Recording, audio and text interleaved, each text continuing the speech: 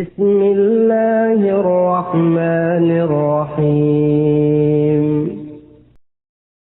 قال ابن شهاب: وأخبرني أبو سلمة بن عبد الرحمن أن جابر بن عبد الله الأنصاري قال وهو يحدث عن فترة الوحي، فقال في حديثه: بين أنا أمشي إذ سمعت صوتا من السماء فرفعت بصري فإذا الملك الذي جاءني بحراء جالس على كرسي بين السماء والأرض، فرعبت منه فرجعت فقلت: زملوني، فأنزل الله تعالى: يا أيها المدثر قم فأنذر، إلى قوله: والرجز فاهجر، فحمي الوحي وتتابع.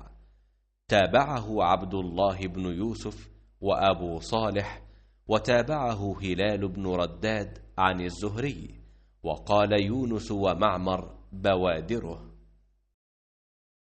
حضور اکرم صلی اللہ علیہ وآلہ وسلم نے وحی کے رک جانے کے زمانے کے حالات بیان فرماتے ہوئے کہا کہ ایک روز میں چلا جا رہا تھا کہ اچانک میں نے آسمان کی طرف ایک آواز سنی اور میں نے اپنا سر آسمان کی طرف اٹھایا۔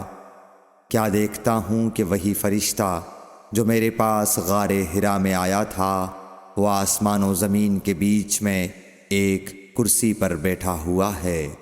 میں اس سے ڈر گیا اور گھر آنے پر میں نے پھر کمبل اوڑھنے کی خواہش ظاہر کی۔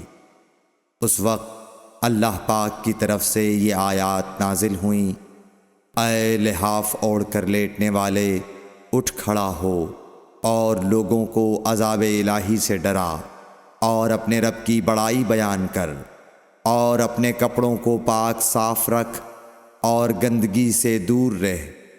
اس کے بعد وہی تیزی کے ساتھ پے در پے آنے لگی۔